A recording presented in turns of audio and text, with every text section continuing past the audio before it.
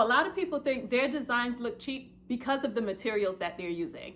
In actuality, it's mainly because of the design choices that we make. If you've ever made a design that didn't sell as well as you hoped it did, or could use some little tweaks here and there, and it could be better, this video is for you. This video is gonna be a you and me, so grab your notebook, grab your pen, and I'm gonna go through a 7-step audit for any design that you have. I'm gonna actually go through it using one of my own designs.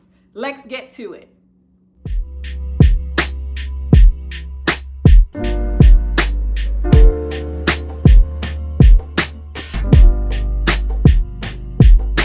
So today, we're all about elevating your designs. So think of a design that you've done recently, or like I'm gonna do, bring back one from the past and use that to apply some of the tools that we're gonna use today. And let's see what you come up with. As we walk through the audit, I'm gonna actually walk you through one of my designs. Now, don't judge me or laugh, but this is one of the first t-shirts I made at home for a real client. And I let the client describe and tell me exactly what they wanted, and I didn't offer any design tips to this. So throughout this step-by-step audit that we're gonna do, I'm actually gonna evaluate this same sweatshirt so that you get a chance to kind of go through my design process today versus what I did in the past. Step 1, the 1-sentence idea test. Can you describe your shirt in 1 sentence or less? If you can't, you're probably overthinking or it already has too much going on. Try to audit. Premium designs typically start with one clear idea. So using my gymnastic shirts, can I describe it in 1 sentence or less? Yes. This team wanted a shirt designed for the coaches to wear that included their name and the team name and the sport. So my 1 sentence would be, I'm designing a t-shirt for a gymnastics team that includes the coach name, has some element of gymnastics, and also includes the team name. Step 2, your focal point test. When you first look at the shirt, what does your eye zero in on? Does that focal point actually make sense? Is everything too busy? If we're losing focus, then anyone who is seeing our item is actually lost and not understanding the point that we're trying to get across. If everything is competing, nothing is standing out. And for our designs, we want them to stand out. Okay, so when I look at this shirt, what's standing out to me? Great, I see the team name. I see this little ballerina. I see this gymnast getting ready to flip, and I see the word coach. So ultimately, I know it's a coach shirt. I see that it's a gymnastics team because of the dancer, and I see the team name. What also stands out to me is like there's a few different fonts and elements that I'm using on the front, maybe a little bit too much. And then the back also just has coach and the name of that coach, but also it's like, wouldn't you want to introduce yourself from the front and not the back? So already I'm thinking of ways I can modify this design to push the element a little further. Our third step is the hierarchy check. There should be a clear order of what you're trying to get across. What is the main purpose of this item? What is the main purpose of this design? In my design, it was to really highlight the coach. So I want to switch that around immediately because that's the main idea I'm trying to get across. When the hierarchy is missing, your design can often feel busy and not intentional. So let's make those adjustments as well. Key thing to think about is main, secondary, detail. Name of the coach is like my primary. The team is the next, like what are they coaching? And then the element, gymnastics, is the last piece. So those are the 3 things I want to emphasize, mainly because when you're wearing this shirt, you're already at a gymnastic event. So I don't need to put gymnastics at the front. Number 4, placement with a purpose. Okay, so this one is really key. And often when you're doing t-shirts, sweatshirts, sweatpants even, placement is what sets it apart. Are you just placing off of default, using the front side of your shirt, or are you placing with intention? So in my original design, I placed top notch on the top, and I placed coach as the secondary word. Regular placement, it looks homemade. Now, if I'm redesigning this, I'm thinking about it a different way.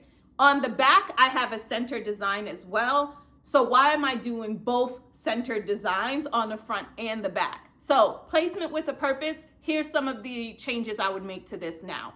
I would actually, instead of doing a front placement, I'm only gonna do a pocket placement. That's again going back to my main idea and my hierarchy. My front is gonna say who I am, all of that. The back is gonna say the team. Number 5, scale and space check. This is where a lot of designs fall apart. When you think about your design, is it large for a reason? Is it small for a reason? Does it still land the same impact that you were looking for? So less about the placement, more about the sizing of the design. As I'm looking at the front of the shirt, I'm looking at all of the space around it. Does it all make sense? Does it look a little elevated or does it look juvenile? When I think about my original design, it looks juvenile, y'all. It looks like someone just created this in their garage, and I probably did, but it was my dining room. So now I'm saying, okay, let's elevate this a little bit. You want Coach Paul to be out there and people look at Coach Paul's shirt and be like, where did you guys get your shirts made? So that they come back to me for business. So instead, I want Coach Paul to be out there sending a message of elegance. So to do that, I'm shifting everything to a pocket design. I'm using their colors and all of that for the team, but I'm elevating the way in which it's positioned. So it sends more uniform, clean, professional versus garage. Number 6, texture with restraint, y'all. Restraint. Hold it back.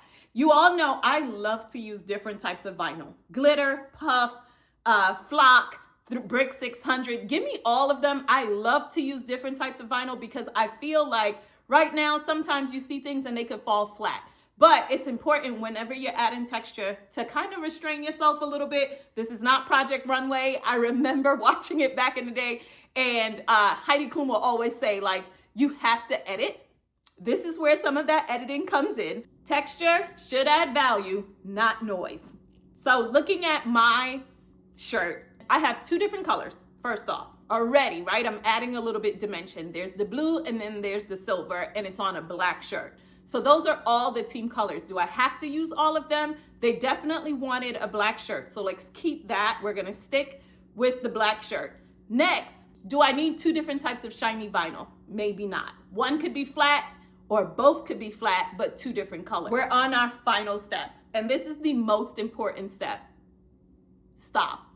Remove one thing from the design before you call it finished. If you remove that one thing, does the design get better? Or do you feel like you lost one of your main points? These are some of the design questions you gotta ask yourself, because sometimes less is more, and it's like, just stop, look at the design and evaluate. So look at the design that you have right now. What is that one thing you could take away? A lot of designs don't look cheap just because you're taking something away. It looks cheap because there's way too much going on. All right, so I redid a shirt, and here it is. What design do you like better? This is the front. This is the back. I used the step-by-step audit process to come up with the edits that I made here, but you were working on your own throughout this video. What step stood out to you the most? Which one did you feel like you made the most changes to your design? Comment below. Let me know what step actually stood out more to you in your design audit. And if you love conversations like this, on the couch, out of the craft room, really doing some audits about designs or thinking about our designs in our business, so consider subscribing to the channel and let me know what I should do next. Until next time, bye.